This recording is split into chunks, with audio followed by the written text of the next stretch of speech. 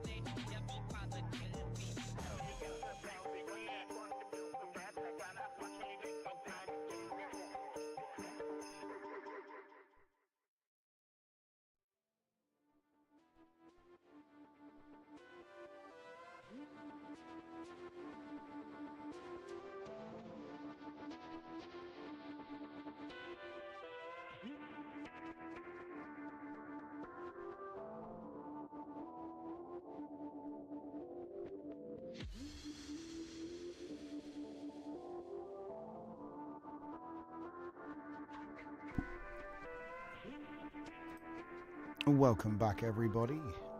8 o'clock on the 10th of December. It would be a Wednesday. Episode 303. I'm Drift Johnson. This is Scuffed Epoch Live. And we're here yet again for Latent Space Live. Why am I in the middle of the screen? Steve? Oh, well, I suppose it works for the intro, but I'm not supposed to be there. Give us a sec. Steve, move the camera. Shut me in the bottom there. Alright. So anyway, guys, welcome. If you're looking for links and things, they're in the description. It's going to be scuffedepoch.com. Thanks to everybody in the chat showing up. We got Mr. Stuffed, we got Fernicar, and we have Dragon Diffusion. Battle Cruiser operational, liked and subscribed. Now, where were we? Stuffed Epoch. Yeah, just had dinner, huh? There it is. So what am I looking at? It's nothing to worry about. That's just DevStrawl. DevStrawl Small. DevStrawl Small 2, 24 billion. Instruct. And it's practical. Works with Klein, apparently. I haven't had a chance to check it out. But that's not what we're looking at tonight. I'm just having a quick flick through some of my favorite quantization guys. I still seem to be getting some strange feedback from the mic. I don't know what it is.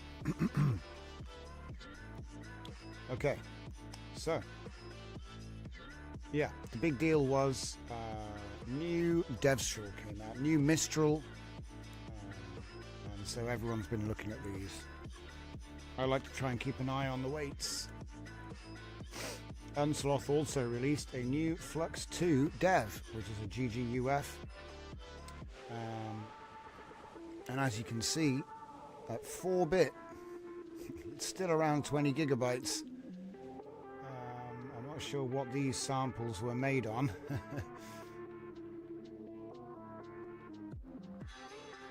But yeah, they're claiming that you can still do it on Q2, guys. I mean, I haven't tried it myself, but 13 gigabytes is quite heavy. I guess it remains to be seen. So last time we took a look at Hunyan 1.5, which is a decent contender, I would say, for local video generation. We already looked at Flux 2, we looked at Nano Banana, we looked at Z-Image Turbo, we looked at Z-Image Turbo Training, and all that good stuff. So we got a new model. Now, as you all know, if you've been following us for a while, we've been using WAN 2.2 low denoise for upscaling, and we even train our LoRa's, image LoRa's as well. So WAN magic is what I want to talk about today. So let me see if I can find the model. It's funny because there's wide area network magic, which isn't, it's Cloudflare. Okay, so it's an unfortunate name. See, Let's just type AI. WAN Magic AI. From Wiki Yang. Now then. Please don't get me in trouble. Very simple stuff, guys. If you've got WAN 2.2, it's going to be easy to run this. You've got the defaults down here, model shift 1 to 8, model CFG 1 to 4, inference steps 20 to 50, sample scheduler DEIS simple or EULA beta. There's more information on model scope and Civitai if you can access those. We're going to be taking a look at some of the quants. So I got myself the Q8. It uses the UMT, so I used the Q8 UMT clip as well. But if you already use WAN with GGUF, you already have it. It is the WAN 2.1 VAE. And then there's a nice little workflow here to get you started. We've already made an entire suite. You'll find that up on DJZ Workflows. And if I go down to WAN Magic, we have a full collection. So I'm not going to bother explaining it, but basically it's a bunch of things to get you started. I'm sure you'll just take these and go run with them. It starts off with just a T2I and an I2I, image to image and text to image. You also have the Zenkai stuff. I've got examples of how to use my text automation, prompt automation, a couple of enhancers with the AI, we'll get into it. So I've got a new comfy WAN. So let's take a look. We're going to be using Magic WAN V2 Q8 with the UMT XXL encoder Q8. Remember to say WAN in your GGF loader. WAN 2.1 VAE. That's pretty much it. For this one, I've got art style. So these are captions from one of my LoRa's, and it's going to run through those for us. It's going to be doing. This is the default resolution that comes in the example workflow. Got a project file path on there. Using 25 steps, 1 CFG DEIS simple, and then 1 on the sampling shift. All right.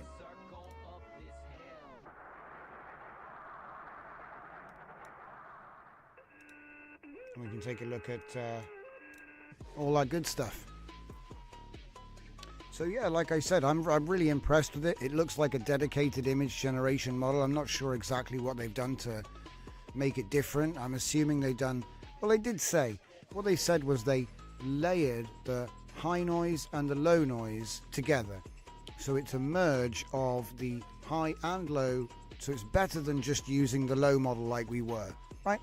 And it's still clean. We've tried loading our pre-trained LoRa's, so if you trained LoRa's on 2.1 WAN, you can load them in here, no problem at all.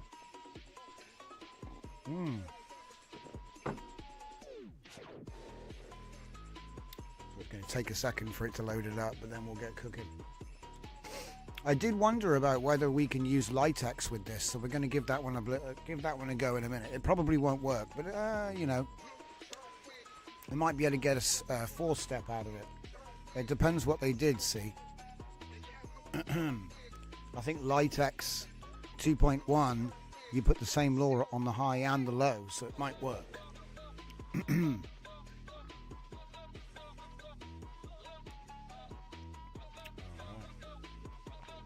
So just to give you an idea, we've got one that we made earlier to look at, so we don't have to wait. Made this one earlier with a different workflow, which is in the pack. Okay. So obviously this is my Sharona character, and it's in the same style that was trained into the LoRa. The face has gone a little bit. Do you know what I mean? The face has gone a little bit. But and she's got claws. But, it's probably because I need to get the settings right.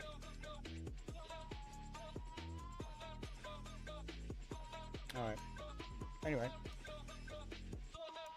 So I've already downloaded all the workflows, and we are currently looking at T2i Zenkai V10, which is text to image but it has the prompt automation. So you can put a file with a list of prompts, and then it will either randomize or it will go, you know, increment sequential. So 1, 2, 3, 4, 5, 6, 7.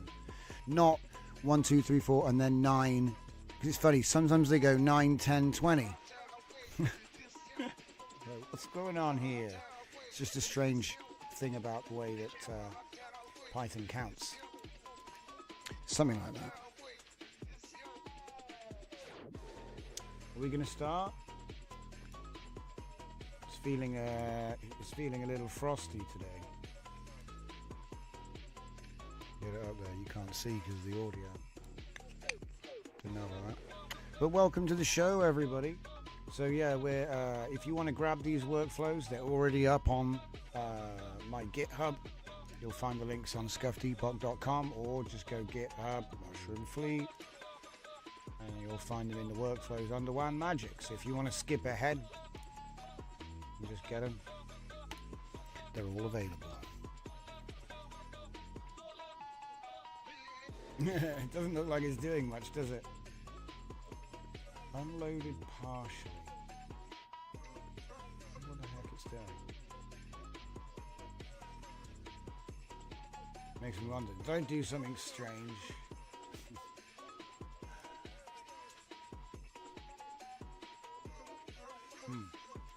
Well, what I'll do is I'll go and have a look at some of the results that we did earlier. Because like I said, I've already done all this. Here it is.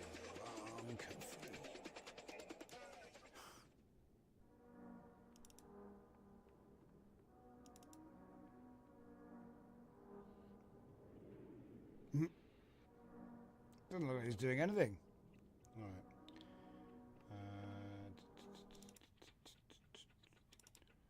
Okay, so first things first, there's an upscale workflow in the pack.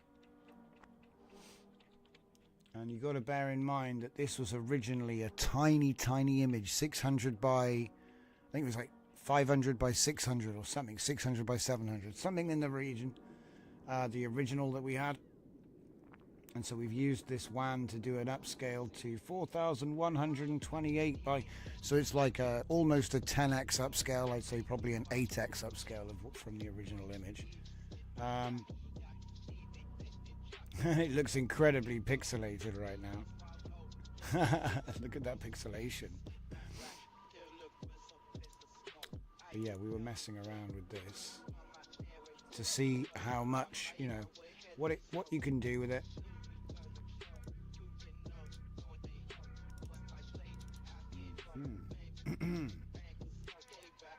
And there's the art in art. The faces.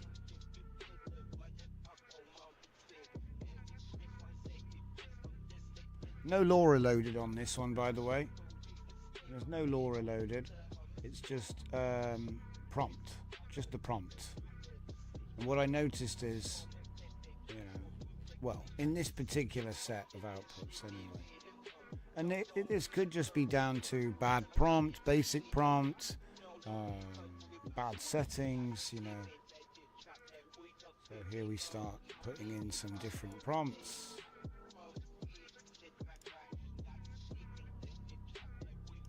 They're just random out of the random prompt list, so. But everything is the detail is there, but it's like trying to get it to sing. I'm not quite sure what it wants to.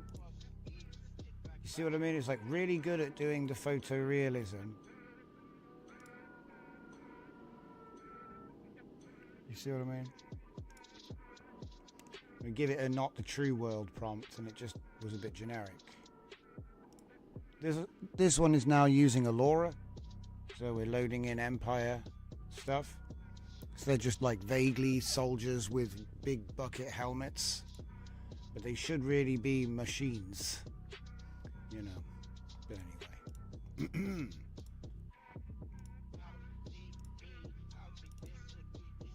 So we go to Sharona.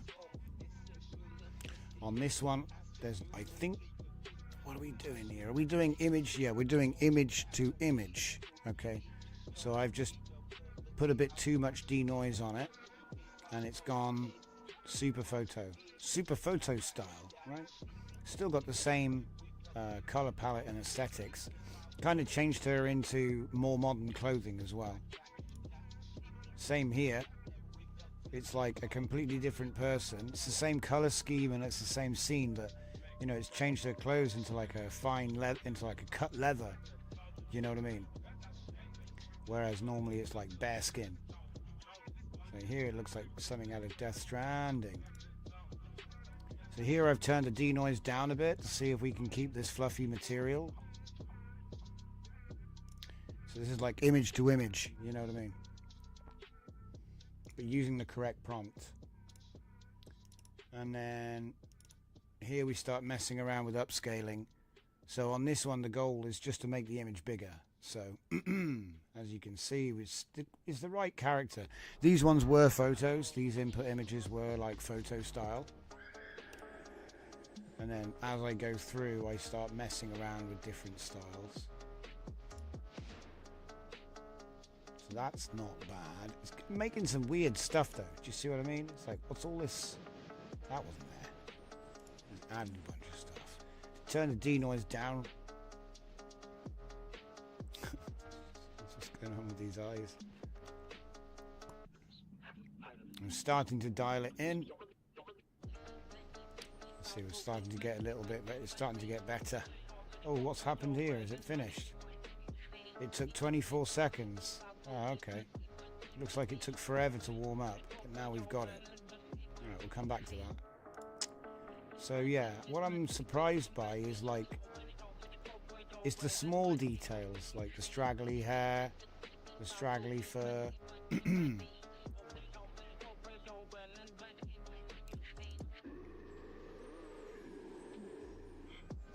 Backgrounds aren't too bad either. I was messing around with upscaling with the tiling and I put it on stretch, but then I forgot to change the clamp. Well, I'll pay attention to that when I show you the workflow in a bit. See, it was supposed to be that wide. Here, what we've done here, right, we've gone for a blow up, but then we forgot that we're doing text to image now, so we need to use one denoise. And so this is kind of what happens with less than one denoise on text to image. Because I was using image to image and I switched back to text to image, forgot to put the denoise to 1. So that's why you get this sort of discoloration. But I don't know, I mean, if you took this as an input, you could restore it, and it's actually quite an interesting composition. But anyway, I've been thinking about how to exploit this sort of thing where obviously it doesn't want to be this big. So it's stretching.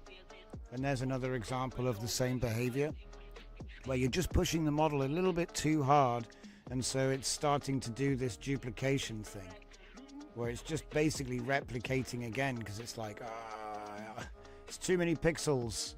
And I think partly this isn't the model which is doing this is my LoRa. Because you've got to think, I probably trained my LoRa in 100% 16:9 at 1536, maybe 2048, but usually you don't train at full size, or at least the model doesn't train like that. So, and here's another example of the. I mean, we're used to seeing this sort of thing. Like, we should know by now. It's telling us it's too big. So obviously I've dialed it back. 2048 by 1152. That's a 1536x base, which is the perfect resolution for text to image with WAN 22 and WAN 21 when you're just generating a single frame. So we already know this is like the good value, and when I'm using the LoRa like this, we're getting all of the detail, not just in the character. I'd hope that would be a given, right? A character LoRa, we should get the character, but we're also getting the actual art style of the backgrounds. And there's a few details in this. The black line which goes around things is common with like comic strips and stuff. We've kind of got that here, so that's there. But she is vaguely photo in a watercolor ink environment, so it's kind of tricky for it to get it right. I think it could have done a better job with I don't know what's going on with these clouds here, But anyway, this is a pretty good one. Yeah. Even the face is pretty good. So, yeah. And then this one, we tried to push it to 2048 native gen. And, you know, no tricks. There's no tiling or special stuff going on. And again, I think this isn't because you can see how she's become slightly gigantified. You see what I mean? And I think the reason is because we're pushing it beyond what the LoRa knows. So it's not, I don't think it's the base model. The base model can make images just fine, but your character exists in a world limited by whatever you trained. I think that's my running understanding so far anyway. And then I need to make more images. So we go 2752 by 1536. This one came out okay.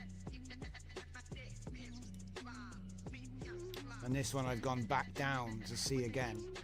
And you can see that she is slightly distorted. Okay, like the proportions are distorted. That, she's shorter. Right? So when I go up to 2048X, which is very big. It's bigger than 2K technically. I know I'm saying. See, that's what I want to make something actually.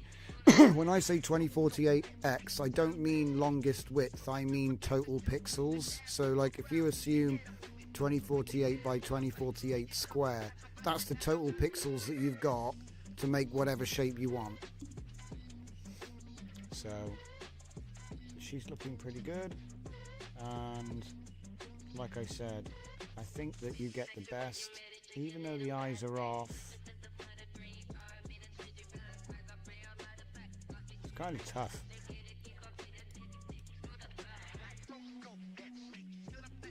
Obviously these aren't close-ups, so I'm nitpicking. You want a close-up? It does great images, actually. It's all about what you're doing. See, the reason I use the characters is because I find that you can... Say I had a face. Say it's someone famous, right? Say we used Danny DeVito. That was one that a lot of people in the AI community used for the longest time because everybody knows what Danny DeVito looks like, you know? And so it's easy to judge if it looks good or not. Anyone can judge easily, quickly, you know? Human face is good, but it's just generic human face. And artwork is even harder because, you know, unless you know the artwork, it's difficult to know whether it's this good or bad. Is it supposed to look like that? But there's some things that we can say are good here, and there's some things we can say are bad here. I mean, the good is obvious, but the bad is this discoloration of the skin. Kind of looks like a fish, or someone's got a black eye, you know? And it's the overtraining of the skin and the vascularity, or whatever you call it. That's why we've got so many of these, I'm not sure if you could really call them freckles. They look like wounds. And she's very furry. Maybe it's just the detail that puts hairs on your chin. But it's alright, she's supposed to be a cave woman, right? Oh, by the way, the reason that actually happened, I was experimenting with the JSON and it was set to a close-up. And when you're doing the JSON, the anime or whatever style it was, got lost in translation. So what I did was I tightened up the ENH with a GPT-5, I think this one is 5 Mini, GPT-5 Mini, using the Sharona LoRa-aware enhancer, the agent basically. It did a pretty good job, except for that. But again, I think sometimes this is a feature from the LoRa training, so it's kind of like, you know, you get what you trained. I can't explain the black fingernails. I think that is just a bug with the model. But these are now text to image. They're now text to image, not image to image. So we are literally getting our character out the model pure. I tried to do a new agent that I've made for Z-Image Turbo with this model and it doesn't work. Okay. So anyway, art and art style. So that took 30 something seconds to do. The only thing I would say is that the faces, right? The faces aren't that great. And the thing about the originals, other than I've put this on there, you know, just so you can like see different things. Like, what should we do? Should we do a spaceship? Let's do a spaceship. The other workflows obviously have different ideas of how you might want to use them. So here it comes. It's going to be, wow, fast. It's going to be about 23 seconds with the VAE. Yeah, about 30 seconds. It's funny though, this last one took 538 seconds because of the cold loading, right? So obviously the first load was a bit brutal, but after that, 23 seconds, and then we have our spaceship. Okay, now obviously this is just the basic workflow that you get. I've just added in my prompt list loader and file path, so you can get, you know, put everything in subfolders rather than just dumping it all in output. Now, this is cool and all, but it's still a bit lumpy. Like, I've got to actually pick the size here. So what I'm going to do is move on. So let's see, we've looked at basic. This is basic. It's what we were just looking at, but without the automation or anything else. Doesn't even have a save node, it's just a preview. Here's the image to image version. As you can see, we have our image, and that's 818 by 463. And so let's just show you what that looks like. So that'll be a 0.75 denoise, no tricks, no LoRa's, just Q8 GGUF on the model, clip, 2.1 VAE, one shift, one CFG, 25 steps. Okay, that's everything. You can ignore this, it's not being used. It's be interesting actually. So what I'm doing is I'm using my DJZ scale to total pixels.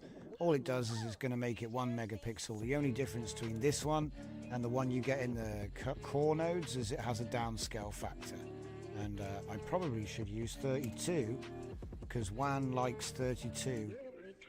But yeah, there you go. It's reimagined it for us.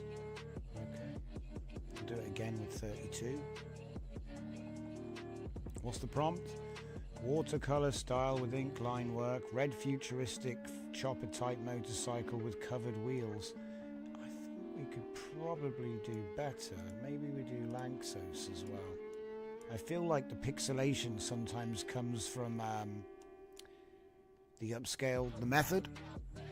So I'm gonna do another one and check that quick. Okay, got a different bike. I like the different concept though, look. It's given us different features. It's very cool. Much nicer than the last one. Okay. Now these are only small, by the way, guys, so and probably try, do you know what? We'll just do denoise 1 as well. Give it a bit more strength. And they did say we can muck about with the CFG as well, so I haven't really been doing that either.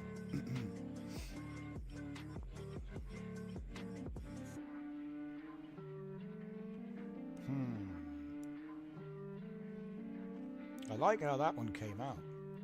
Ah, see? No more pixelation. Right, now that's confirmed then. So Lanxos is nicer on the way into the VAE. I noticed something with the default setting, the Lyris Exact, when I do a lot of this sort of stuff. When you're pushing the image in, the image is fine, but then it gets crunched here. And then you get the pixelation in the VAE encode, and it sort of gets amplified. So we've made another change, I think. So let's run it again. Just make sure that's right before I do anything else. I think I put the denoise right up. That's the nicest one so far, I think, actually. And if you're wondering why it hasn't changed that much, I think we have a locked seed right now.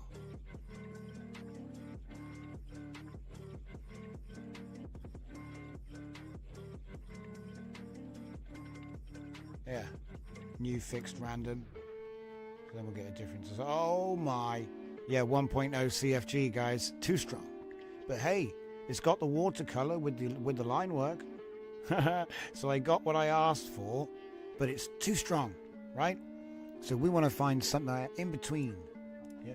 So let's go back to 0.75, and then we'll mess around with shift and CFG instead. So let's go back and see what we get. And then we should really mess around with Litex as well to see if we I haven't tried it, so it'll be fun to see if we can either break it or make it faster, and then how bad it is, you know, because there's got to be a trade-off.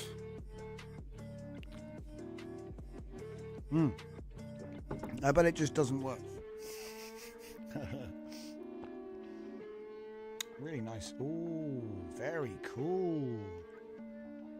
Yeah. Nice. It's good quality. It's not like jagged anywhere. The color's solid. And I asked for watercolor with line work, so it won't be all reflective and, you know, sharp. It'll be an illustration, okay? I like that. So now let's see if we can see. It's almost like, well, it's really good. What more could you possibly want? Let's go to shift 3 first. We'll mess with the shift first, because if you remember on the front page they even told us here are your levers 1 to 8. We can also do CFG 1 to 4, and right now we're at 25 steps. We could go up to 50. Obviously it's going to take longer, but when a new model comes out there's no real right or wrong answer. So Dragon says he does 10 steps with Litex. Yeah, that's about right. See, it's made for 8. It's made for 4. Litex is made for 4 steps, but we found in the community that doing 2.5 times as much was actually a good shout. Oh, look at that. Okay, so when we turn the shift up, we get more from the model. So do you know what? This is boosted shift, guys. We've explained this before. This was like 2 years ago when Flux came out. So if we now lower the shift, I'm going to go right down to 0.25. So we're going to drop it a lot. As we raise the shift, we can drop the denoise, and we'll get more from the model, but it'll match our image. It was like a fake control net from back in the day when there wasn't one. And that's not what I'm trying to do here. It's just an old trick that we have from, you know. Yeah. Let's see how it do. Obviously, we all know lowering the denoise will go back to the original image.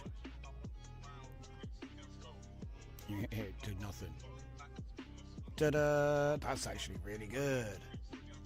And you know what? This looks a lot like the bikes that it was generating when we were making the Sea Dream and the Sea Dance images. The Nano Banana would make this type of variation on the bike, which is kind of interesting. If you saw some of the shorts that we did that were done with Sea Dance recently on the channel,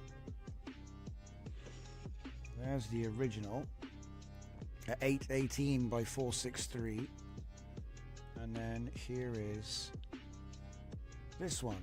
Now there's another trick that we've learned with this system, and that is that we can just pump up the megapixels right here, because this model can quite happily go higher than 1 megapixel. So we're going to start with 2, although that might be too much.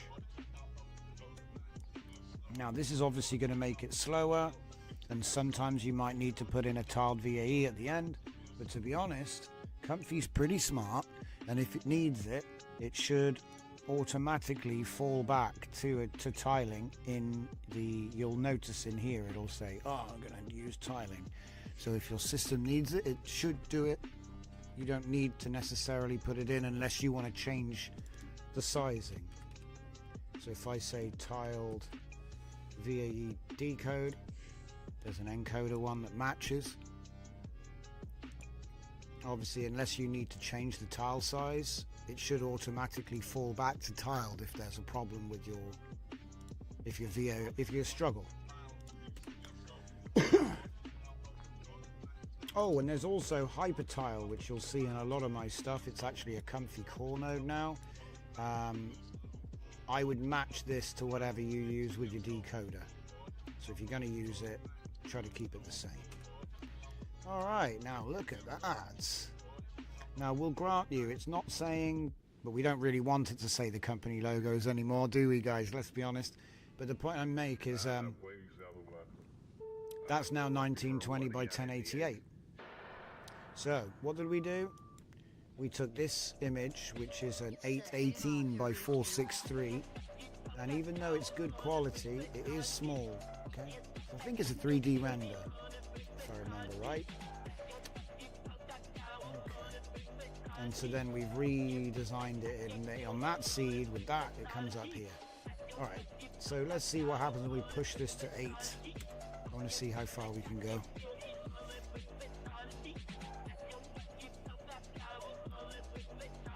So I drop it back down to 1 megapixels just for the speed. I don't know if it's really that much slower, guys. Look at this. It says here 50 seconds. So it's actually a little bit faster. I mean, if you think about it, pixel for pixel, if it was 35 seconds for 1 megapixel and it's, I don't know, 48 for 2, it's 10 seconds saving there. So it might be that it actually prefers to, but listen, these are all just silly assumptions.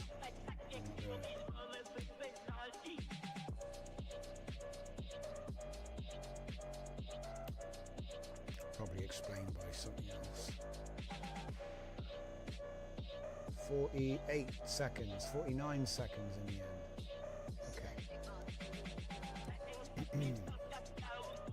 Okay. Okay. So the details slightly changed. You've got like a carbon fiber rim now. Nice. Logo's changed. The design's slightly changed. Interesting. It looks like it's done more effort to make the detail, you know, at the higher shift, which is about right. The other thing, of course, we could do is do the prompt following. So I'm going to go with 3 CFG straight away first. 3 CFG at 8 shift.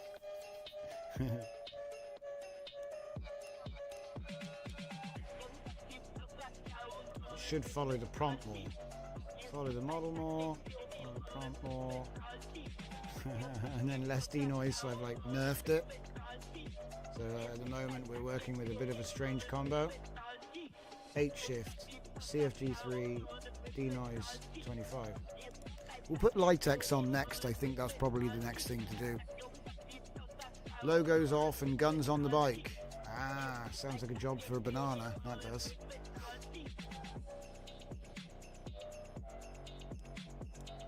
Because this is just image to image. Although, you know, you could always try it. Probably completely change the whole thing though. You will notice that it is changing it a lot. I kind of like what it's doing though. I've not seen the back arm be the wheel plate like that.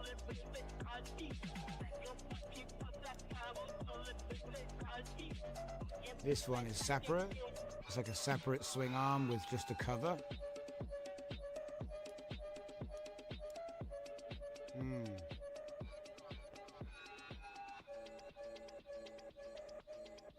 Got the twin engine.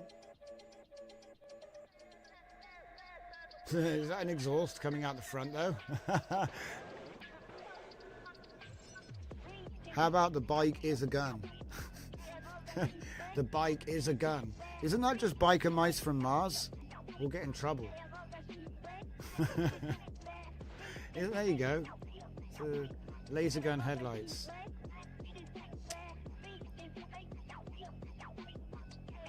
Ah, that's way more detailed. I got way more detail from upping the CFG.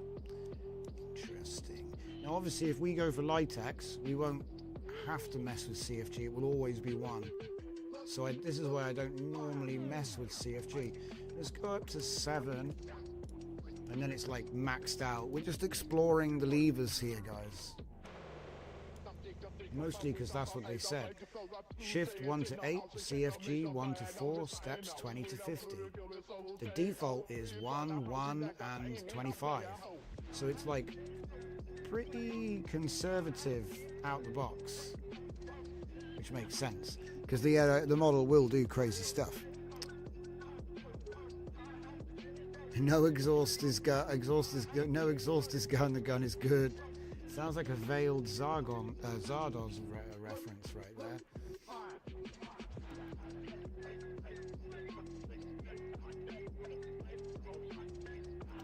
So it's you know, we're generating straight to 1080p here, so you don't really need an upscaler after this point, unless you want to talk about detailers. And I've seen people load detailers in as LoRa, so you would put it in the same pipeline, as far as I can tell. Now Litex has a bunch of those, so that'll be my next port of call. Okay. I just wanted to see what we get when we pump up the stock. I'll put it back to 1 and 1. And put this back to 0.75, and then we got it back to the base. It's a very cool design.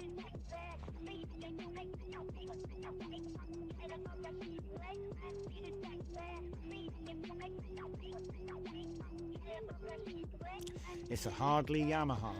Yamahardly. Do you know what? Look at that. Talk about, so you get pumped up, we pumped CFG and shift to max. Only 25 steps, but look at the sheen on it. It's turned into like a full render of some kind, you know. But we did say we want watercolor with line work. It's actually crazy how good that is. Enjoying it. All right, so let's get a baseline. So we'll ask for a new seed and run one more, and while it's running it, we'll add in the extras. So it should be pretty straightforward. If I just move everything out so we've got some space. And we'll do a LoRa loader, just a simple LoRa loader will be fine. And we'll go with the Litex. We already have it. It's the same one as forever, 14B121. Now, I've not tried this, it may not work, but nothing ventured, nothing gained. The worst thing that will happen is you get an error. Alright, so there it is. And that should allow me to do 4 steps. Now I recommend 8 to 10, just like Mr. Dragon Diffusion says up there. Dominic, welcome to the show. Glad you could join. Sinclair C4. Yes, exactly. Yeah, the Sinclair. He was ahead of his time. That's the trouble with visionaries. So there you have. That's pretty reasonable for a baseline, I think. So we'll keep the seed the same. 4 steps with the Litex. What do we get? Now, there are a bunch of detailers in the Litex. It's not just a distilled thing, as far as I know. I think there might be a bunch of stuff in there. It wasn't just that one thing. We tried chucking easy cache on this thing as well. I know it's just an image model, but it might make it faster. We'll give that one a blast in a minute.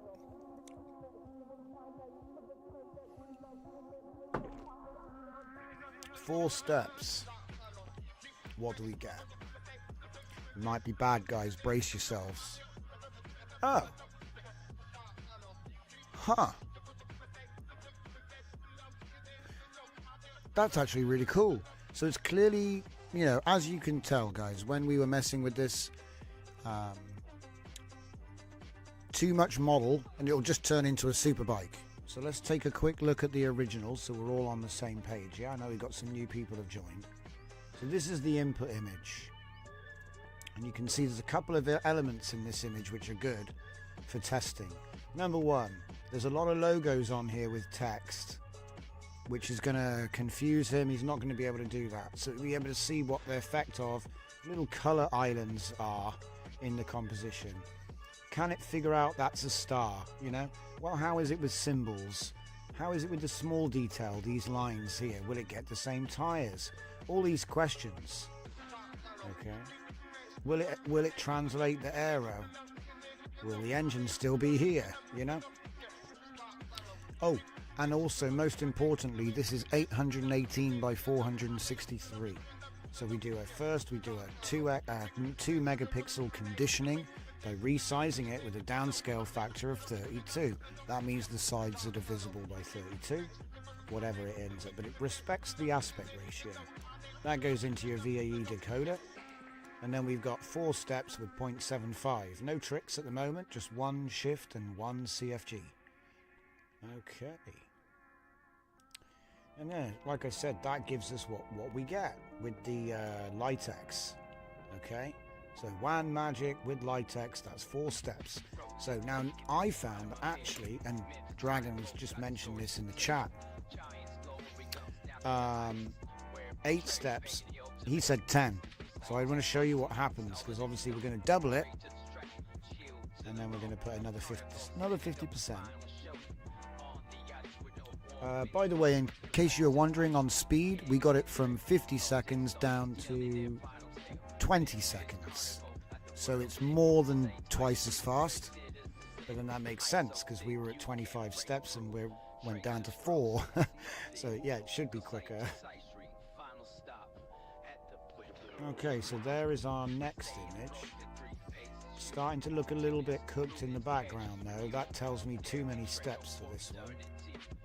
Maybe, potentially. It does look like it. Let's just back off for a second here. Hang on, do you know what? I'm going to be cheeky. I'm going to go the other way. I'm going to go 2 steps. And challenge my assumptions.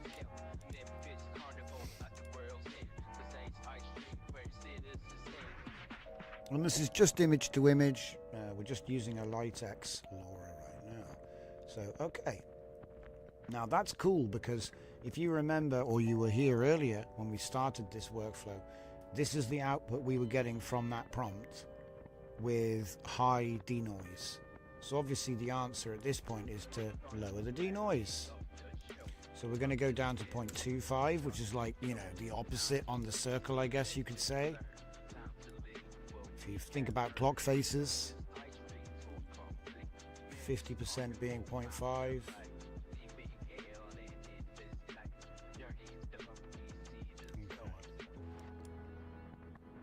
Right, so we're back to ours again, and look at that. We got some of the words even. We got some of the stars there. But we have gone. It's more than a 4x upscale, I think. No, it's not. It's like a 3x upscale. Okay. I'm surprised it's managed to keep so much of the text correct. It's still pretty high. If I was doing upscaling without wanting to change any details, you'd have to keep this super low, and we'd have to have relatively high shift. So I wonder now if we actually go with, well, we're using Litex, the CFG is basically not going to do anything anymore. I can't believe I've got this with the 2 steps. Look, it didn't do anything. I'm like, yeah, but it did though, because it went from tiny image to big image, and it did very little. So I wonder. I want to do 3 shift first, and then I'll experiment with lowering the denoise more. I'm going to go back to 4 steps and do dance around it. But that was super fast. It was 4 seconds. Obviously, it's 2 steps.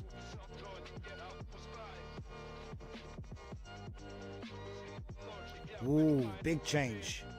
Big change. We've got a round headlight now. That's clearly coming from the model there. So a lot of the details are now coming out of the model. Right, okay, that's good. I reckon we might go actually higher. And we're going to go 5 shift and then take it down to like 0.1. See what we get from that. 2 steps. So for upscaling, this is pretty fat, because I think that we could probably take the upscale, like the denoise, right down, and then, you know, it would make very few changes, but it would be keeping it sharp for the upscale. You see what I mean? At the moment, we're allowing it some creative license because it's still quite high. Okay. Damn. Okay, so I need to get the original over here so we can actually see it next, you know, side by side.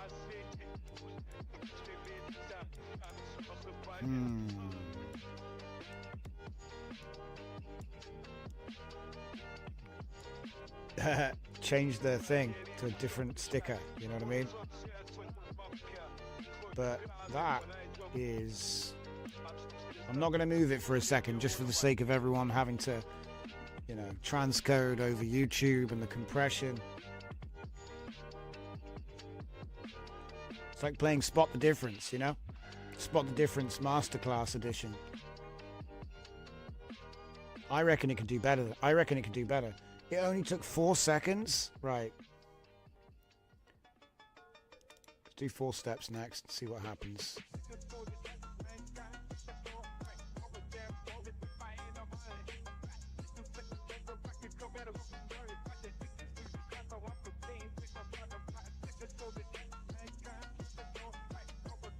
Sometimes these sorts of tests are the easiest ones to see A/B, because it's like if I just generate a bunch of my work, you won't know, you know what I mean? It's difficult to know the difference. That's definitely a lot better.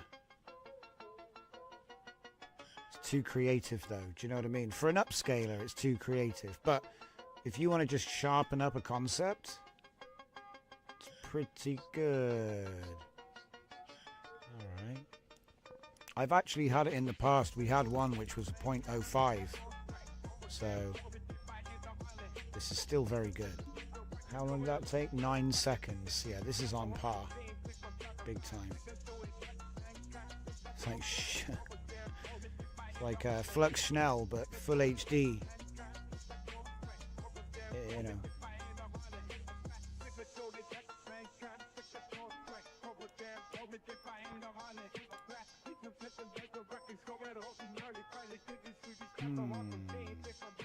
That's nailed. Yeah, that's just nailed it now. But when you look at it, can we see many? Yeah, there's some weird stuff in the edge there. There's some weird stuff on the grip. I don't know. It's not bad though. Like if I was to blow this up, you would see, you know, we'd be looking at pixels. We'd be looking at pixels on the 1-to-1 crop, you know. I wonder actually if it's possible to do that. No, there's no point. You'd be looking at a square and then like black.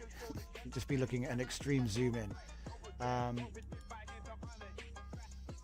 Okay. Very cool. I think what I'll do is just put that up as a right X. Is this a silly setting? 5, 10. Let's put it to 10. Put it back to 10. You want to see it do something, right? Oh, that's a point. Let's put it to 10. Because the thing is, I'm doing other weird stuff. Maybe if I was just doing 1 here. Yeah. Let's have a little muck about here.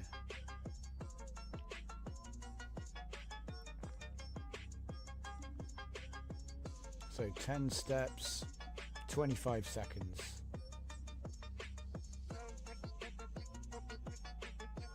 It's like add more steps or muck around with the shift. I don't know. We're doing both on this one. So I wonder if it will cook the background again.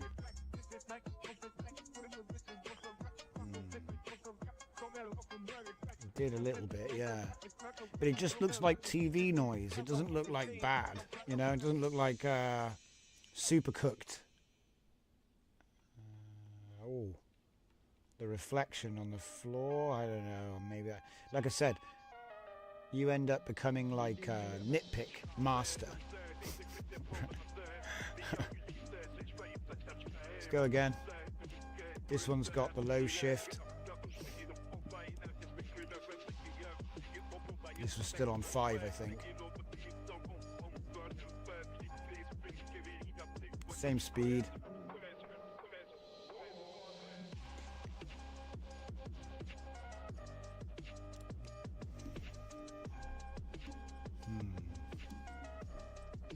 I'm out of coffee. You know what that means. Oh.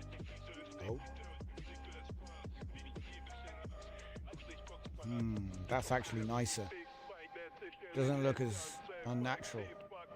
Almost exactly the same as the image though. Yeah, it's a bit blurry. See, it's weird. It's like the sharpening that you get from the AI upscale is also what messes up the writing. It's funny. So it's like, I want you to make it bigger and sharper, but I don't want you to also mess up all of the details. It did a pretty good job though, considering. So let's just put it back. I think actually having it at 4 steps and then putting the shift quite high. We'll try 6 shift because that's another common one. 6 shift.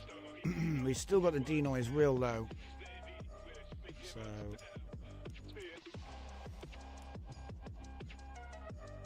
So like I said, if you want to do a blow up and you don't want it to change, but you also don't want it to look bad, because that's the trouble. It's like a balancing act. You've got to walk a fine line between it changing, because obviously you want it to fix the artifacts from blowing it up, but then you want to also retain. See what I mean? Here we go.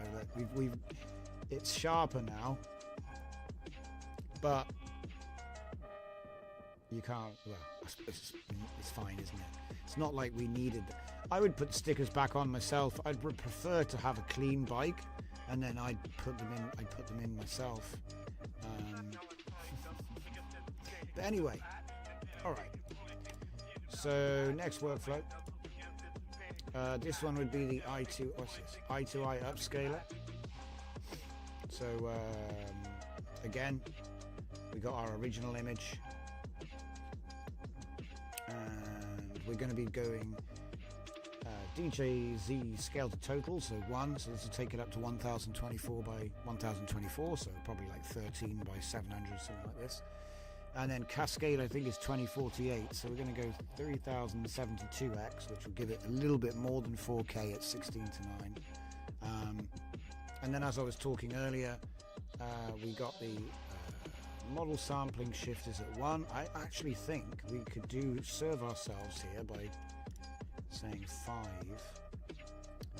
Hypertile I spoke about earlier. We've got our encode and decode set to 256 on each side. With the higher shift, I reckon we can bring this down to 0.1 now. And 4 steps, because we'll load Litex.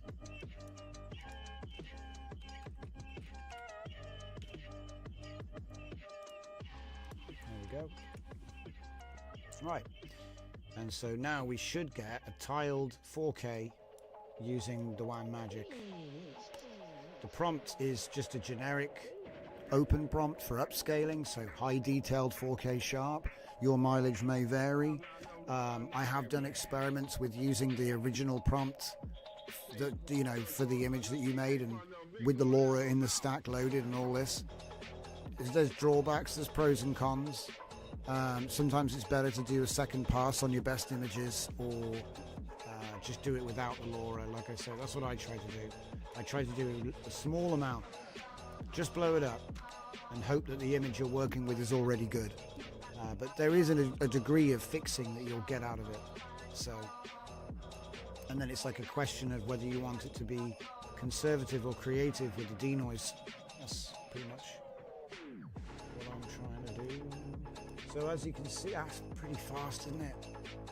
3072 in a minute. That's what it looks like. Saying 30 seconds, so 15 seconds per step. It's crazy.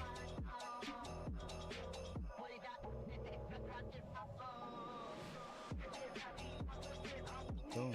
And now retiling. So I wonder what it'll look like. Oh yeah, if you ever see my image size adjuster, which is taking an image and then determining the best aspect ratio and giving you the width and height out by your downscale factor. Don't forget to change the max width and max height. The default is like 2 by like 2K, and obviously that's quite small for modern Comfy UI. So it does go up to 8192, which is the max for Comfy, but the default value is lower. So if you're finding you're getting squares for some reason, it's probably because you forgot to change the max. I might just change the default value because it would make it easier for everyone. Wow. Wow.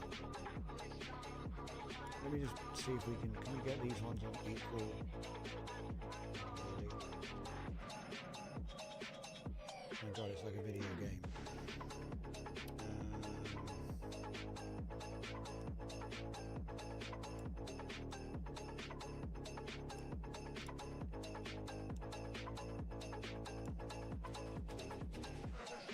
So one of them is 800 by 400. I got to stress that. There's like not much of it. There isn't really much here. It's very detailed though. And this one is 4128 by 2304. And this actually is horrible.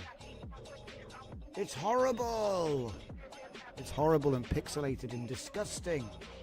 And that's because, as I said earlier, we want to not use nearest if we can help it. So let's do it again. Because it looked really good, and then you zoom in on it and you're like, oh no, why is everything looking like pixel art? Which it actually kind of does. The more you go around and look at the details, you're like, oh no. And it's actually the culprit was the resize interpolation method. Bilinear makes it a bit blurry as well, just can't be useful for certain creative workflows.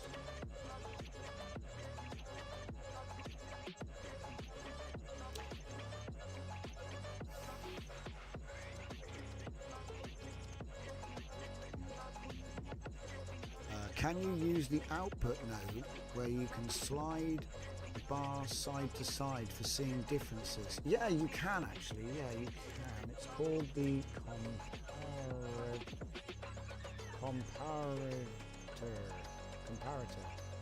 comparison image comparer from RG3. So that means we can have the original image. And they both have to. See, this is where it all falls down. They're not the same size, are they? So one of them has to be, so we'd have to, I'll use the blow up. Yeah.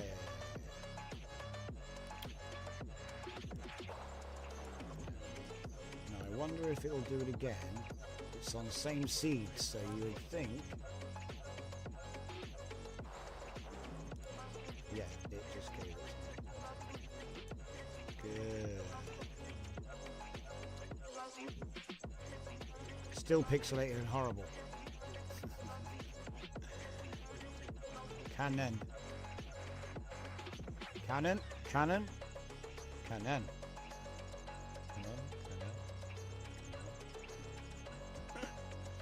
Oh.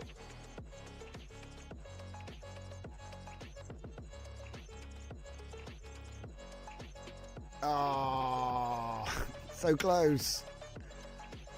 There you go, guys. But yeah, you can see what it's done here.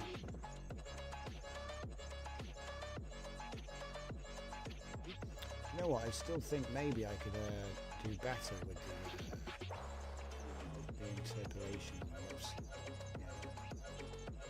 Yeah. Ooh, maybe.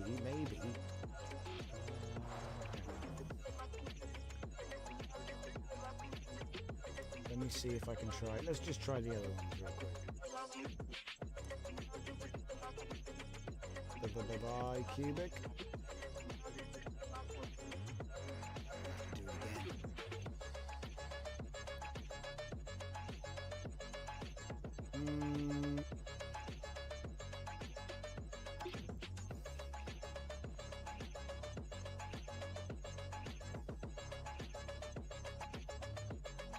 it's not as bad. That one's a bit better, I think. Right. We'll change what we're testing with in a minute. I've had enough red bikes. Coffee time, ladies and gents. Thank you very much. I'll be right back. I'm not really going anywhere. I'm still here, but yeah.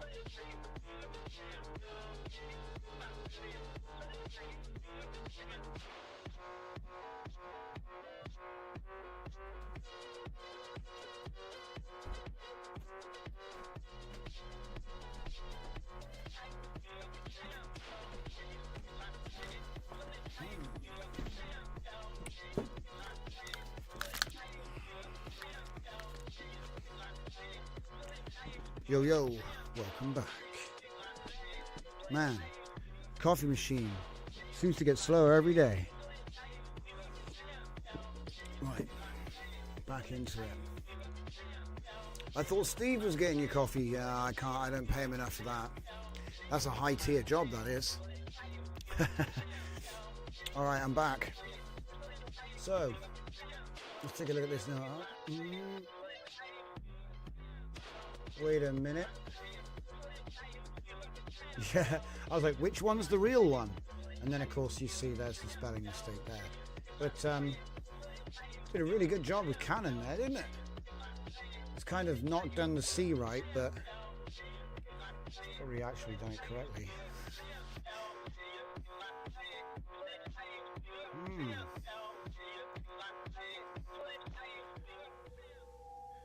So anyway, enough red bike.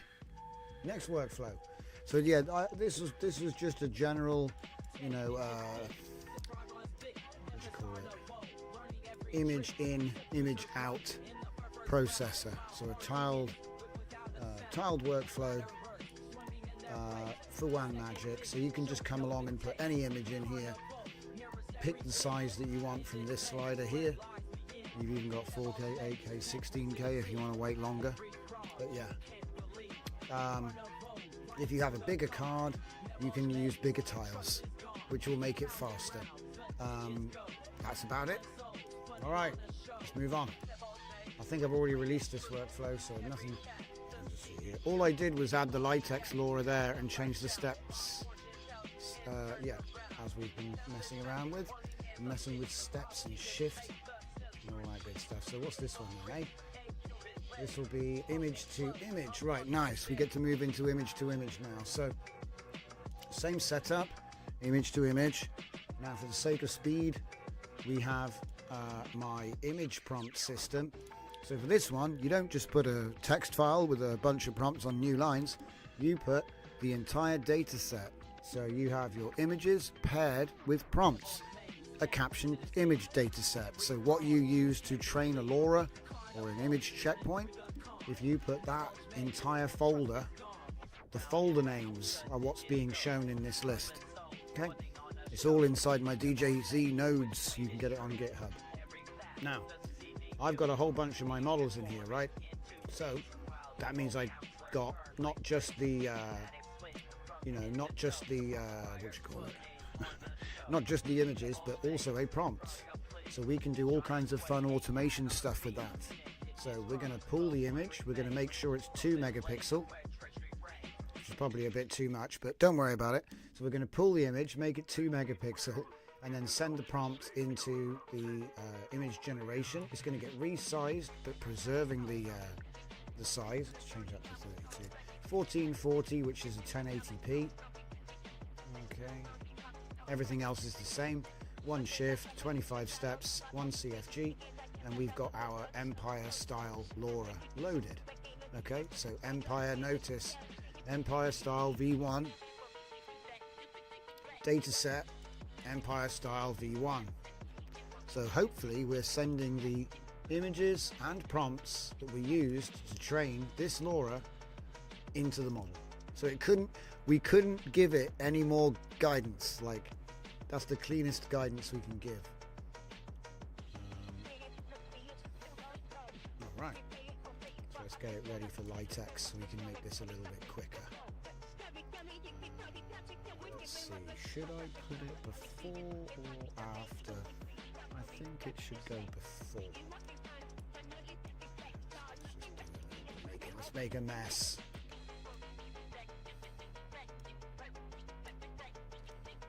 That didn't work, did it? That didn't work, did it? There we go. There we go. It's probably a little bit strong, but that's okay.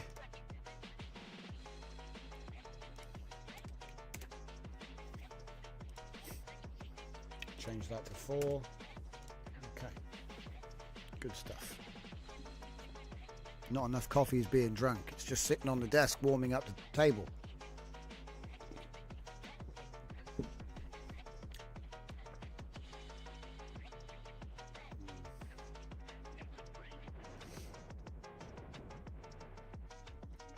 So that one comes in at 1 minute 14.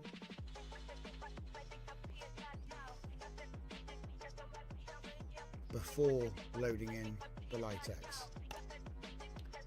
So as you can see, that is a dead ringer. Okay, so you know, they're vaguely British Empire, but it's a robotic civilization. They all have big robot heads. That's pretty much that's the LoRa, you know what I mean? That's the LoRa. Most of it is in the aesthetics, you know, the mega structures in the background. Occasionally you get like big airships and giant cities that sprawl, you know, what do you call it, Ecumenopolis? I don't know, I can't remember the name of it. A planet completely covered in buildings.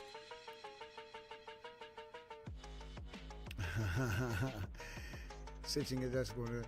Yes, the AI helps. So this is doing it, like, because one thing I was trying to get out of my LoRa was the emergence of just human cosplayers. They're supposed to be robot, but it's fine. It's fine. So this is a very WAN. This is an evidence of the very WAN. Very WAN. You'll see this sort of texture and coloring in a lot of the LoRas. You could argue that it's just the LoRa though. It's just the LoRa. All right. Oh. No, it's fine. 0.75 is quite high. 0.75 is quite high. So remember, it is image to. Sometimes I forget. Okay.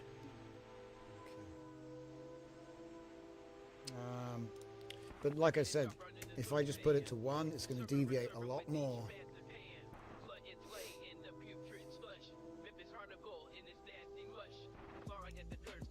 With only 4 steps.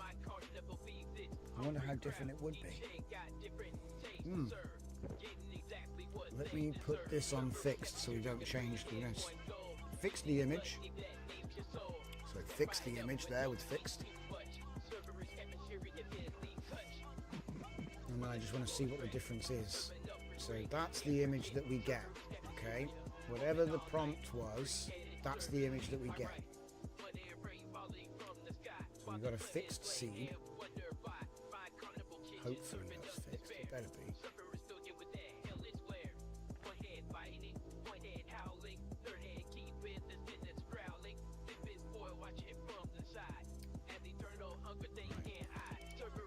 More steps. Yep, seed's the same. Good.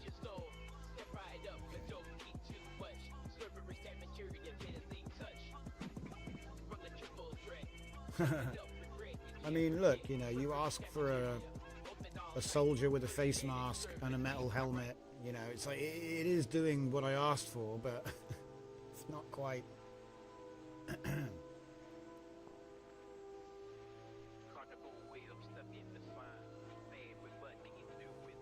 And we're at 1D noise as well, so it's like completely ignoring, I bet by now, whatever the image was. So, okay. Hang on, are we still doing the same seed? It feels like the seed changed. Just make sure it's on fixed. Make sure I get a good reading here.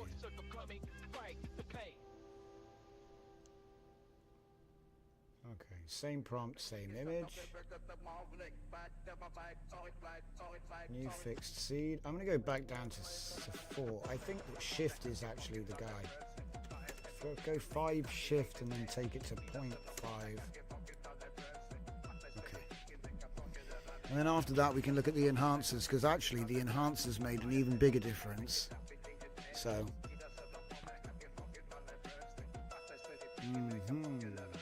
It didn't respond to JSON in the way I thought it would, though, which is interesting. It means it's more like WAN than it is like Flux, in my opinion. I mean, look at the colors and everything. That's the WAN image. I know it's WAN magic, guys. I know, but it's really good. Yeah, there's a few things that are a bit off, but it's trying to make a consistent army of the same soldier, you see what I mean? And in that, it's done a very good job. If you look at like the elements that are the same, you know, same antenna, same earpieces. You got the blue thing with the gold thing. You got the shoulders, they're all detailed, even in the ones that are in the background. The little backpack with the little, you know, pouches and whatnot. There's a buckle on the back for some reason. And they all have it. I'm not sure what that's about. The only thing that's weird is that this doesn't really line up properly. The buildings don't look like they're off a bit. You know, like when you see a pole and it'll come in and then it'll come out at a different spot, but it'll be straight. Something like that's going on there. But these are nitpicks. Let's change the subject matter because, you know, we've seen enough of those guys. Let's go back. In fact, let's not do Sharona either. What about Thora? Do I have a Thora in here? I got a Thora. Yeah. Looks like I forgot. I'll use that one.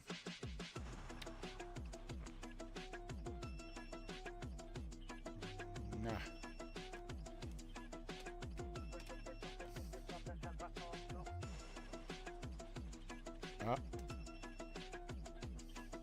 Thora WAN.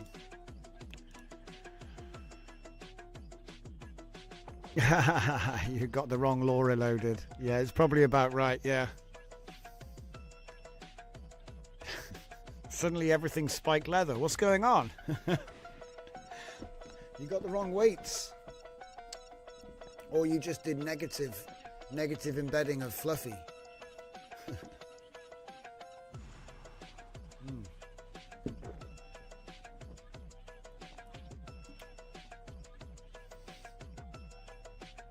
I mean, like I said, the resolution is very nice. 1664 by 1248, very, very good.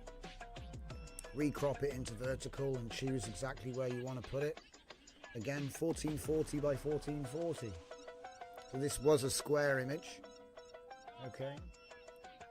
I mean, that's very good. I mean, if I could show you the original image, it would look much worse than that. In fact, I think it's probably worth getting a preview out so you can actually see the state of play here.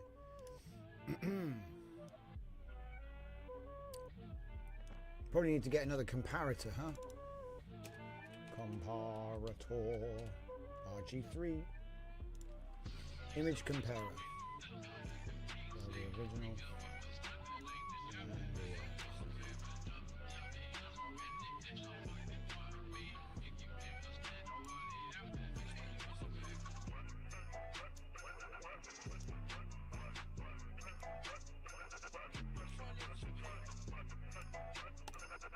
I mean, just for the sake of... Oh, it's a shame. It's kind of lost that silky sunlight on the side. But I bet if I mentioned it, it would help. Because I didn't, did I? I didn't really mention it, did I, guys? It's fixed the shoulder, though. That shoulder isn't even a shoulder. So it did improve the image.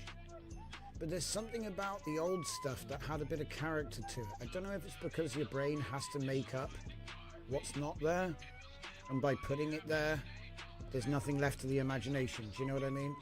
But certainly the one on the right is the more detailed image. You can't argue with that. You can't argue with that.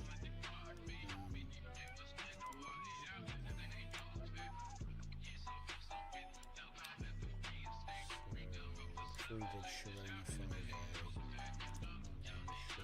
5A, because that's the one which there's actually a Sharona 6. Is it starting with a 4? Is that why I can't? That's why I can't find it. SH4. See, I've only got 6A there. Alright, we're going to put 5A in and... Yeah. Crazy. So that's your image that we're going to be working with. 1856 by 1120. She's got a big head for some reason.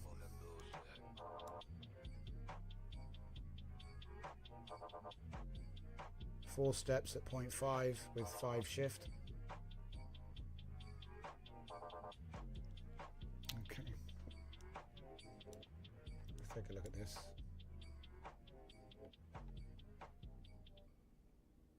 It's a big change, isn't it? Like it kind of fits.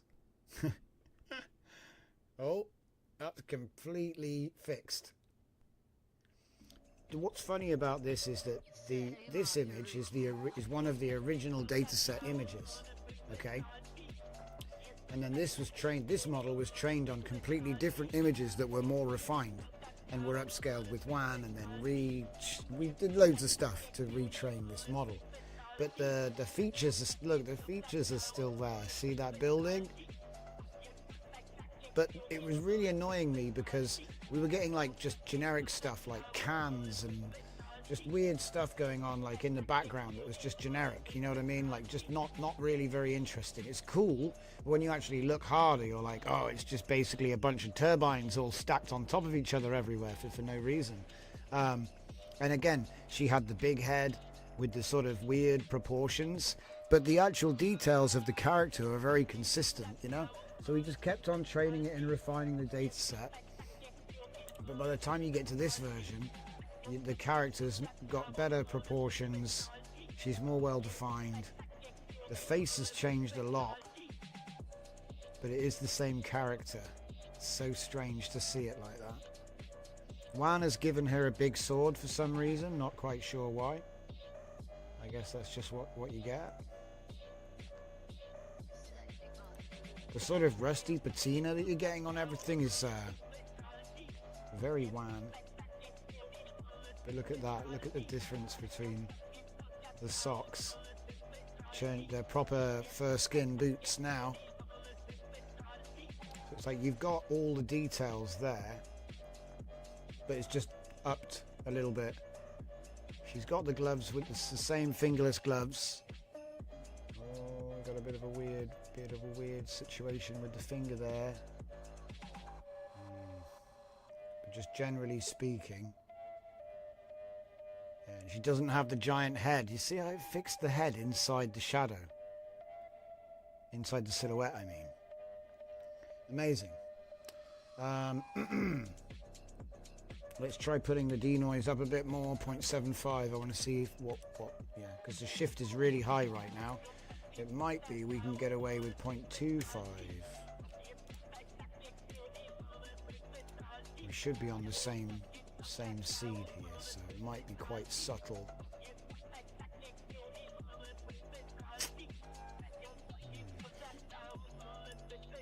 We haven't even got to the enhancer stuff yet. Damn. Oof. Now that is what I call too much. That's too much. Yo. Oh my god.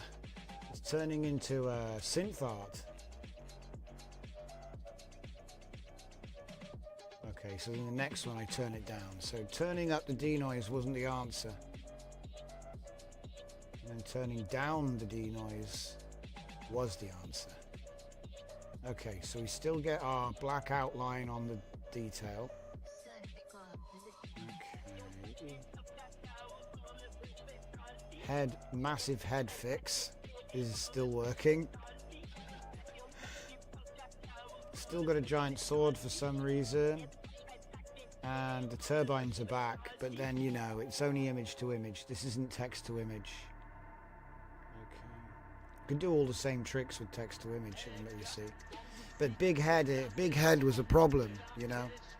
And the thing is that, yeah, I mean, it helps to not have big heads in your training set, but I've given it an image of girl with big head, and she's no longer girl with big head. So that's an improvement. We're not even using a detailer, really. I mean, look, you could say Litex has a detailer in it, and you're probably right. But I mean, you know, we're not adding a custom detailer to our Laura stuff here. All right. So this would be the image to image. Obviously, it's using Zenkai. Right?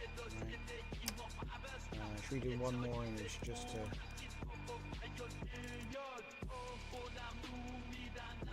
One more before we move on to the next workflow. What is the next workflow? Laura aspect size auto 4K. I think we pretty much covered that.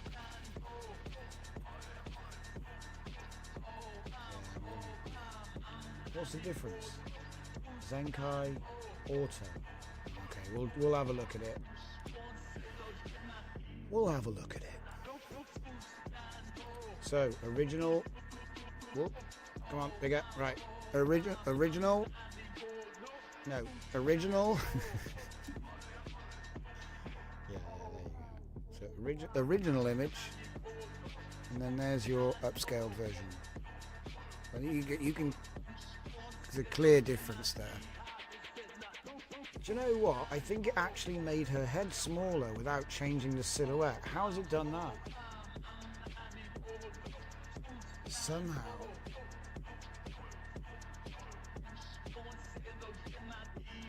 Like her nose got smaller, her mouth is the same size, ears don't stick out as much, maybe, I don't know what it is, but somehow.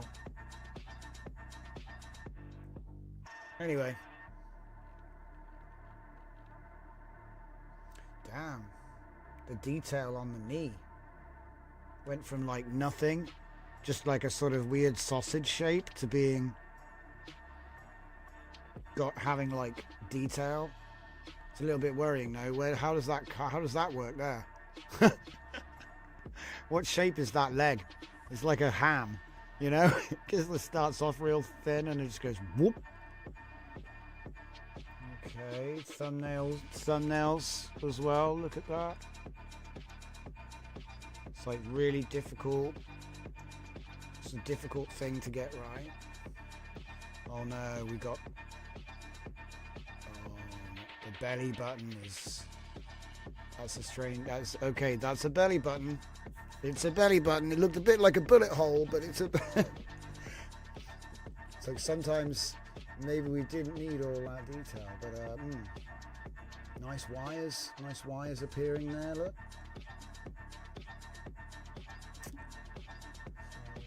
Interesting. It's interesting how it's downplaying certain features as well. So like the patch, which we could never get rid of, by the way, kept coming back.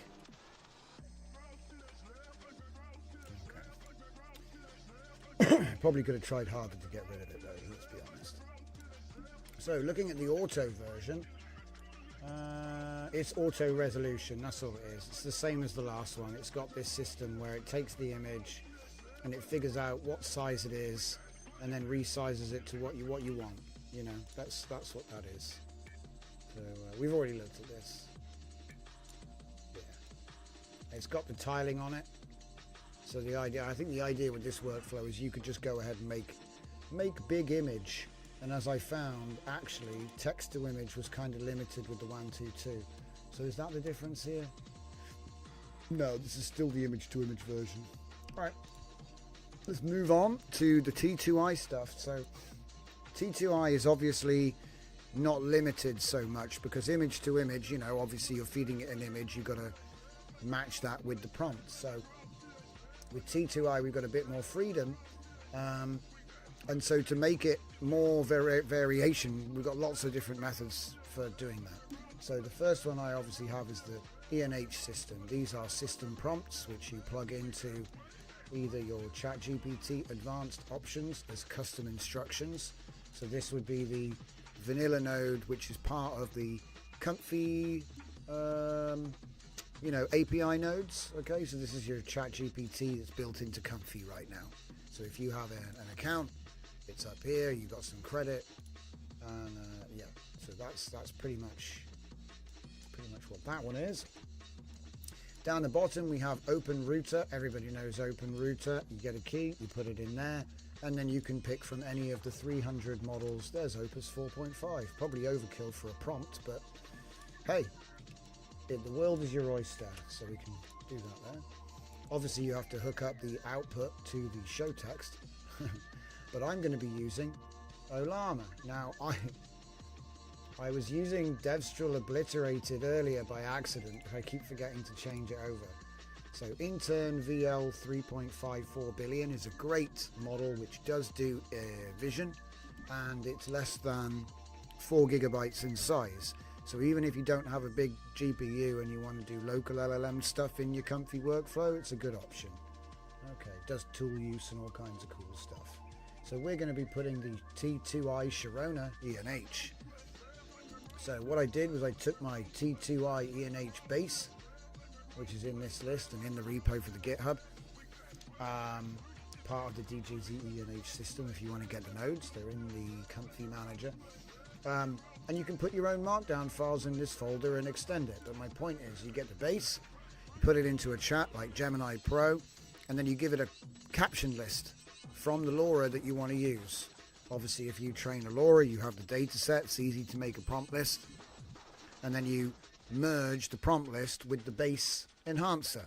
And now that will make you your very own custom prompt enhancer who is an expert on just that LoRa. And if you're wondering, can you merge them? Yes, you can. So you could have multiple enhancers, hybrid merged. Anyway, we're going to move on. So that's a LoRa aware prompt enhancer. It'll take any prompt and turn it into a Sharona LoRa prompt. That's what it does. And we're going to use our local LLM for that. So that's what this workflow does. It essentially gives you the prompt enhancer route. So then obviously with my my prompts there. So I got Sharona V6, we got Sharona V6, and there's no Litex or anything like that. The tiling is on. I don't know why, you probably don't need the tiling. So we're going to be doing 16 to 9 at WAN 22 preset, which is 1536X. All right. I'll say this, it's fast, which is great. Ah, Rui's here. Very festive. I like it. Thank you very much. Thank you very much. We can decorate the desk now. I don't know how crazy it's going to get. I hope it doesn't end up like my real desk. It's pretty clean at the moment, you know.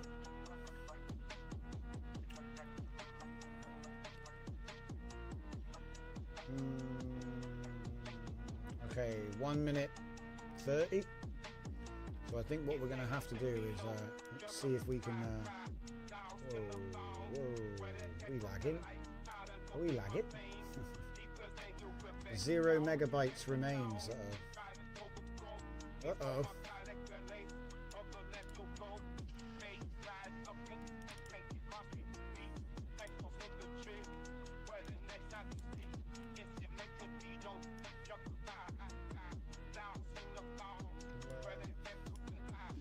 Give me that Light X, Laura.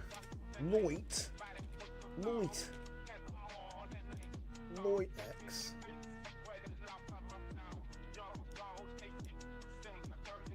Oh man, it can't keep up with me. That's never a good sign.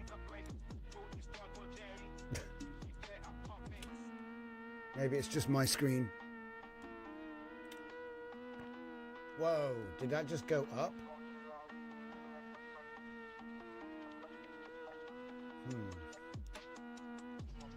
1 minute 28, 1 minute, yeah, it seemed to go up by a minute. Got to keep an eye on that. It's getting faster now. Super sus. So just don't touch anything. Don't touch anything. It'll slow it down.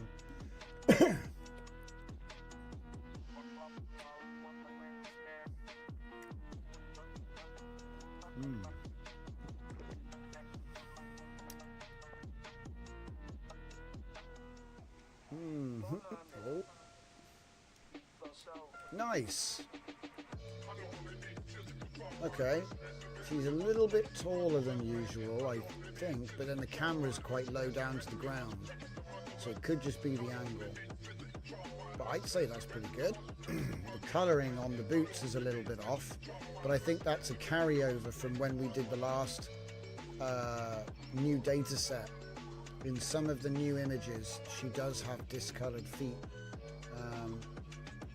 It was because they were stained or dirty or different lighting, and so they ended up being desaturated and having strange bands around them. But I was like, do you know what? It looks more realistic this way, and the backgrounds are fixed, you know. So, as I say, the beauty of this is I've got a few, maybe I had 100 prompts in the data set, right? Combine that with this, and we give it a starting point, and then I'm using one denoise, remember? So what does that mean? It means that we put an image in. In fact, should we get the image? Where is the image? Oh, I'm mental. There is no image. It's text to image now, Johnson. Yeah, I'm mental, so forget that. We put the prompt in from the data set, so it knows what the prompt is, but then it's going to... Hang on a minute. Hang on a minute.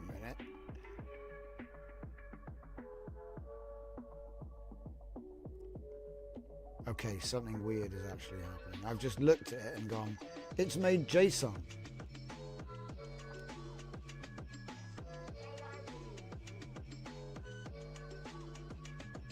What? That's not even... Something weird is going on. Okay, the reason I'm getting a bit freaked out here is because it's doing something which it shouldn't be doing. It's making an output for something I was experimenting on about 4 hours ago. But the LLM that just gave me that response has a completely different prompt, completely different system prompt. It's T2I Sharona ENH is the system prompt right now. But it's giving me the output from a workflow that I closed, which is in a different tab, I'll admit. It's here.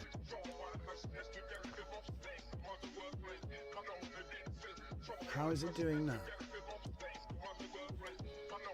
That's really weird.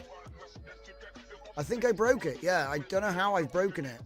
It's tried to make a cartoon panel thing. Look. Let me zoom in on this. See? Panel number 1, position, top wide horizontal, shot type, wide shot, description, and a prompt. And then shot number 2, different panel. So it's trying to do a JSON cartoon prompt for Z-Image Turbo, but that's not what Olam is supposed to be doing right now. What? I'll try loading a different model. Yeah, I'll load a different model and see if I actually get like it's like the LLM processed it with the wrong system prompt somehow. But it's not plugged in on this workflow, so I don't know how that happened. Something to do with comfy caching is my suspicion there. Because like the last thing that I plugged into an Olama...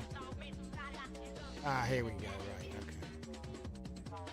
They want a JSON output. No. So, why are you loading the wrong thing? That's bizarre. Why are you...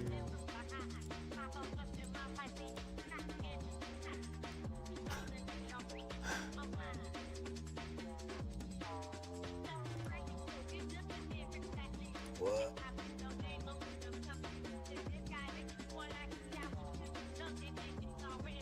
Stop it.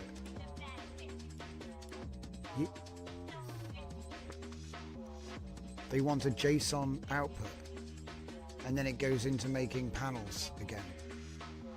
Watercolor style graphic novel illustration. This is bizarre.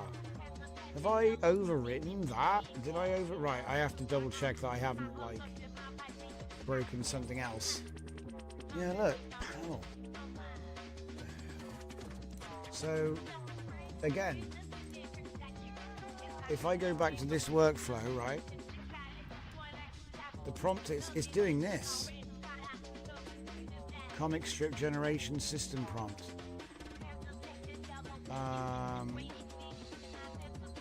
Which is the text. Oh.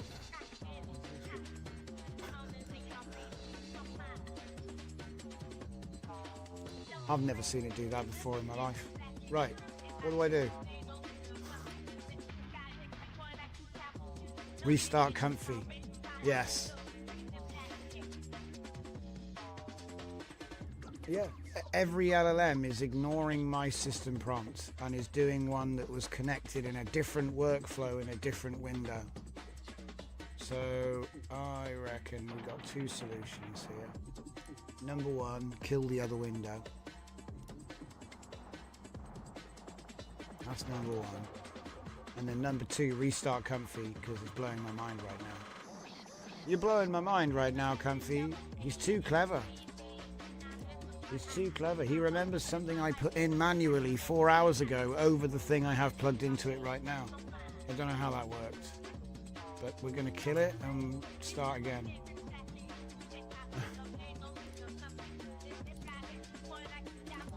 Bizarre. But yeah, I managed to break it. Effort.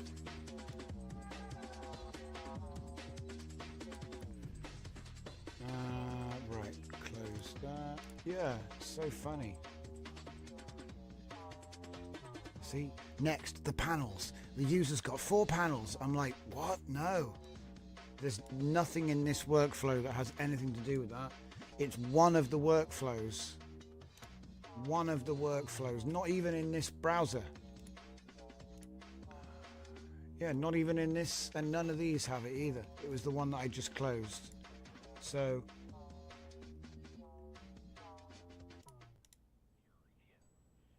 how weird. So like in a workflow in a tab, there was a manual text multi-line plugged into the chat, and it was using that over what was plugged in here. It's got to be a bug. There's got to be a bug. It's the most bizarre thing to ever happen.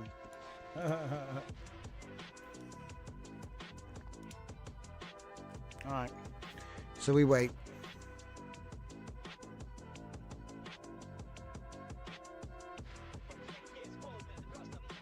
That's what the coffee's for, isn't it?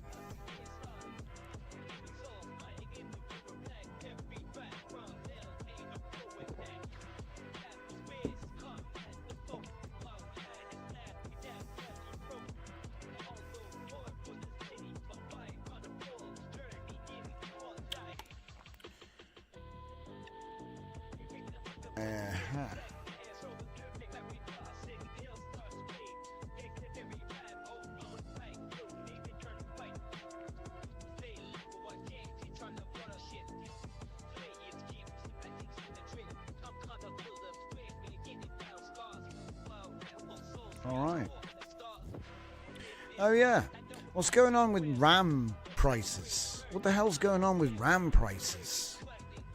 Is it just me, or did everyone just figure out they don't need a GPU for most stuff? I think it's something that's probably got something to do with it. It is weird though, because at the time when people need RAM most, a lot of the big companies aren't selling it anymore. It's a bit strange. I haven't really looked into it. It just took me by surprise. I've always gotten all my memory from a company called Crucial, Micron division they are. And apparently they're not going to sell RAM to the public anymore. It makes you think, are they going to be doing resellers then? But I don't know. They said, oh, we won't be selling to the public anymore. So it's like, yeah, that means you have to get the RAM with the computer or you can't buy it? It's a bit tight. No more RAM upgrades? I don't know what their plan is.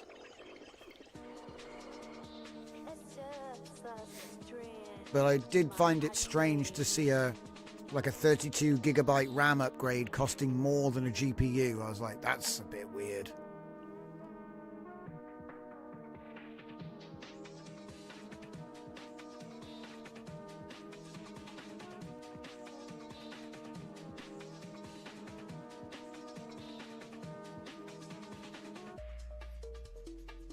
Any minute now. Oh yeah. If anyone uses my DJZ nodes and they're wondering where the hell is the color wheel node, I'm not sure is the answer. I think I might have to make it again.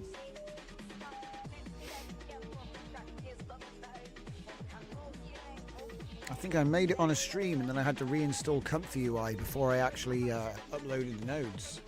So they might have gotten destroyed. First time that's happened. Right, let's see if it can actually do prompt now. Can you do prompt now with Sharona? Can you do prompt? It might be that I need to give it a little line and say use the base prompt with the...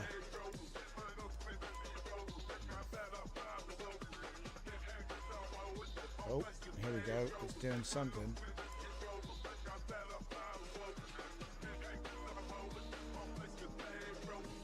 Nice. ENH. Epic establishing shot for Sharona. Okay. User's main goal. Blah, blah, blah, blah. And then that's think. Why am I getting think? See, my think is set to false.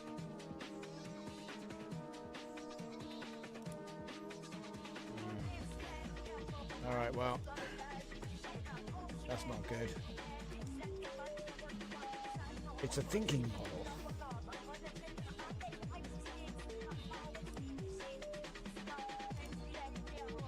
Dirties up the prompt.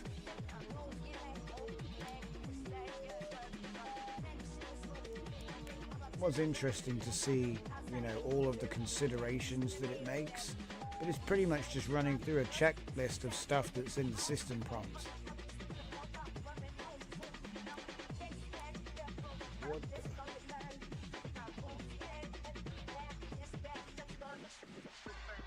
half-submerged monolith rising from the earth like a skeletal spine.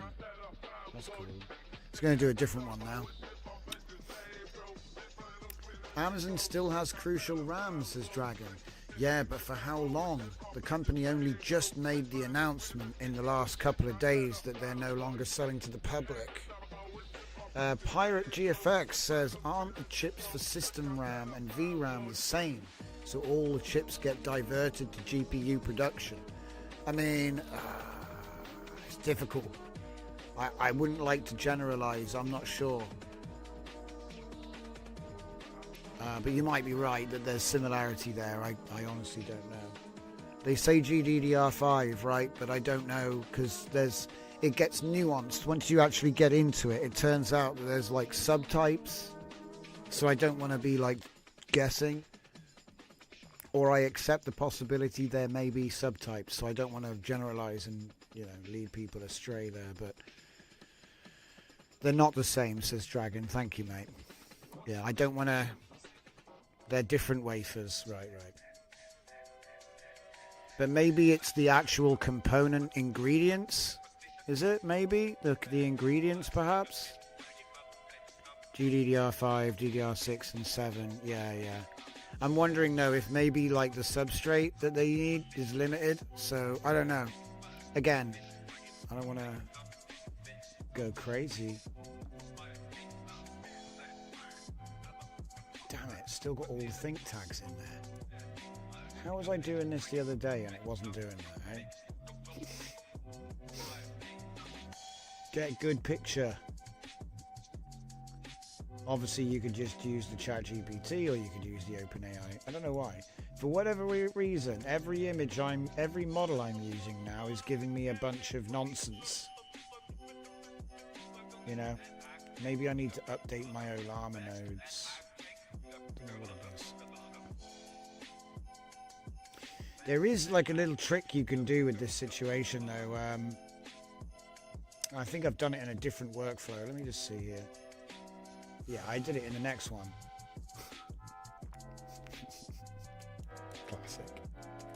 Classic, right. And this is the JSON expert. Oh no, JSON's back. Yeah, all right.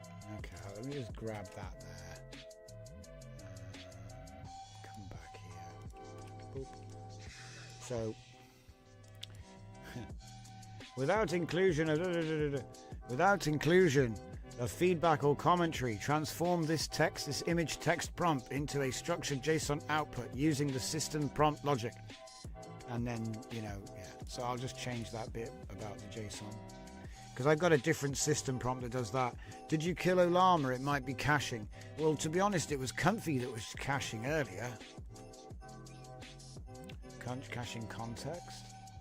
No. The LLMs which I've used, they're local LLMs. They all use bloody think tag, and it's like dirtying up the entire prompt because obviously it's supposed to filter that out. By the way, that's a node problem. Not I can't. I didn't write the.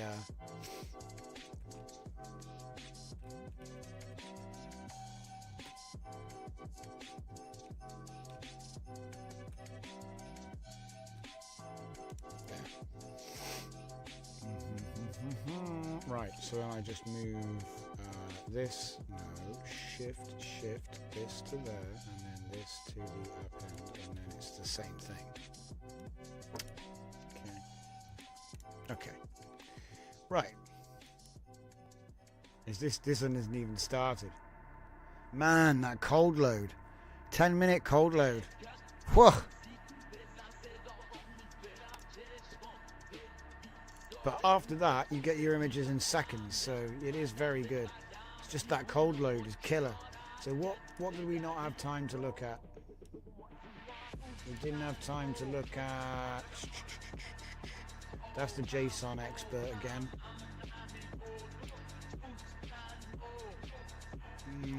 We saw that one. Nice. I think I managed to cover just about everything, actually. Yeah. I covered just about everything. Cool.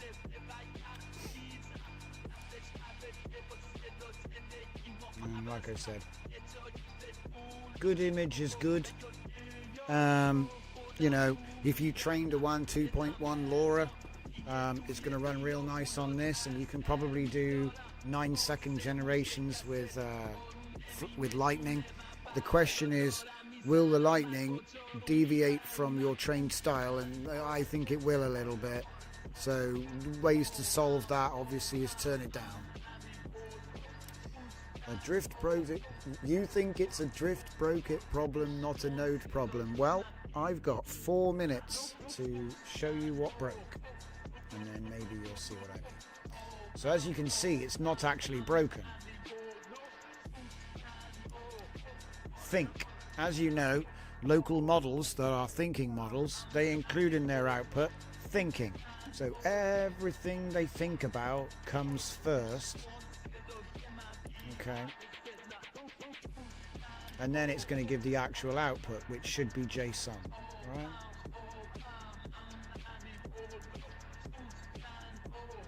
Wait. See, is it doing it again? I'm going to drive myself crazy with this. See, that's the JSON Direct Expert. Go here. Do you know, it makes me wonder. I am actually questioning if I have somehow overwritten this.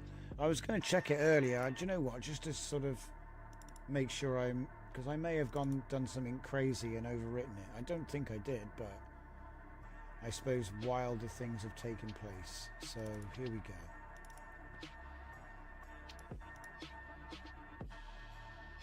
Haven't been changed.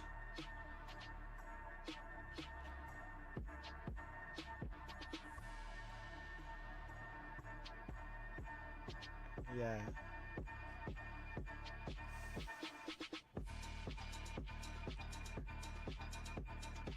Matter of fact, I can't even find it. Where is it? There it is. But open it up.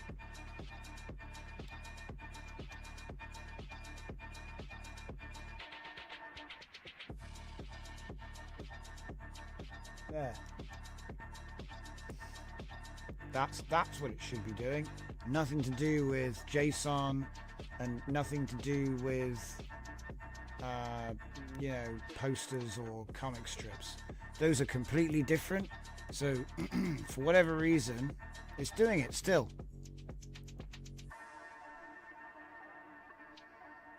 It's gone back to panels again. Drives me nuts. All right. Yes, that came out good. This is actually epic. Yeah, here we go. So think tags. So I managed. So it's using, after doing the restart, it is actually doing my it's doing my system prompt, but the system prompt, the actual prompt, is way down the bottom. See, output. That's the prompt. That there is the prompt, and all of this is him thinking about it out loud. Right? And that's even without inclusion of feedback or commentary, because the think tag is supposed to get filtered out. Do you know what? I've actually made a thing about this. Didn't I make a think filter? Didn't I make a think filter? Think tag seeker? I did as well. Right. Okay. Let's see now. I'll put it in there. And then it was, one of them is think, and then the other one is not think or something. I don't know. What the? Unitmare. There we go. Put that one there, and then put that one into the prompt.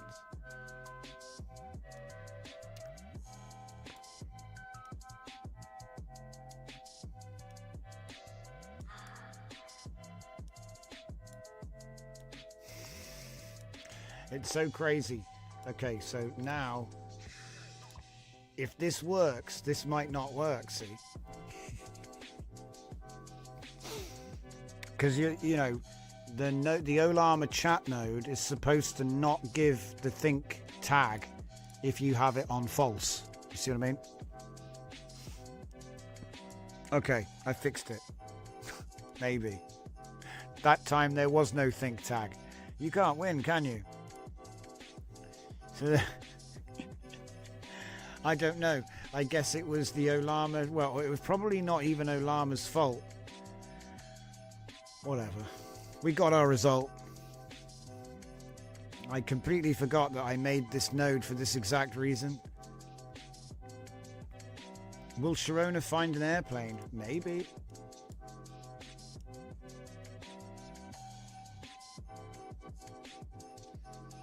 So it's interesting though, because it did split something. Look, because the second item in the string is what's been given to me, but I don't know. There's nothing in this one. This one's suspiciously empty. It's all good because it could have a nose art. Oh yeah, nose art. Yeah, that's cool. Yeah, I know what you're saying. Maybe that's where she got the idea for the bob cut. You know what I mean? There's a relic with a pin-up bob cut. Like, where do you get ideas from, you know? Cultural influences. This is such a weird looking... What the hell's going on with this? It's like... I think that in the next data set, I need to lock down... Because it's my fault, right? The dataset doesn't contain consistent examples of her weapon. You know what I mean? I focused on her and the environment. And her face is lost. For some reason, the face is gone. Or it's not as good at the moment.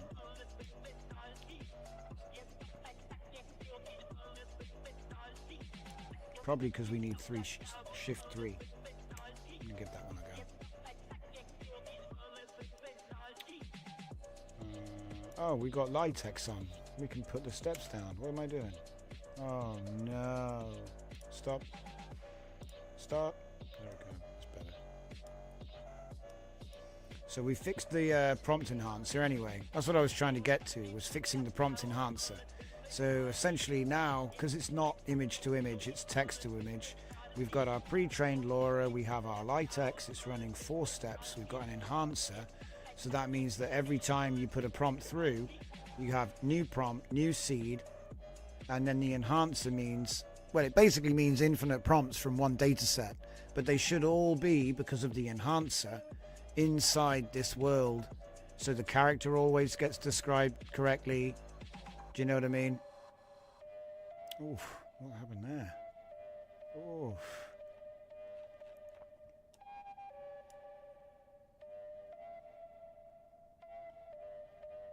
Shift, isn't it? It doesn't need that. It doesn't need high shift. Oh.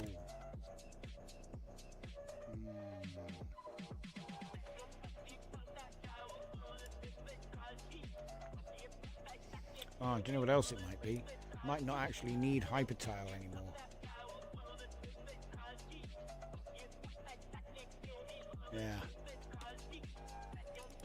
Just get a normal VAE decoder.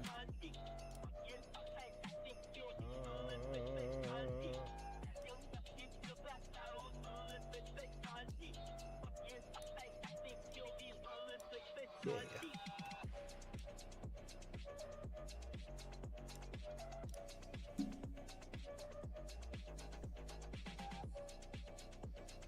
Nose art. That's a good idea. You just make some World War II planes just so you can do the nose art. It's a cool idea.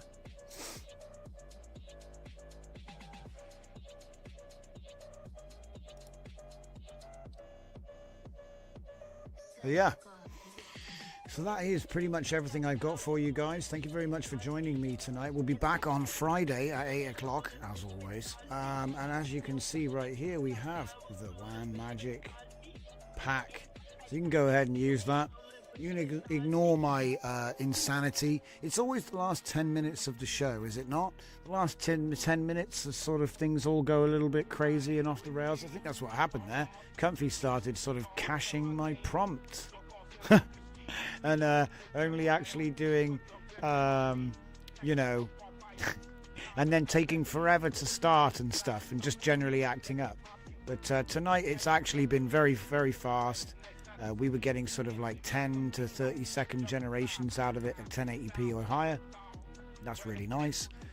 The infinite variation thing does work. I'm not sure what's going. He seems to have frozen now, look. So I think it's just the ghosts trying to tell me to shut the stream down, because that is time at the bar. So thank you very much, everybody. We'll be back on Friday. Enjoy the rest of your week, and I will see you just before the weekend. See you next time.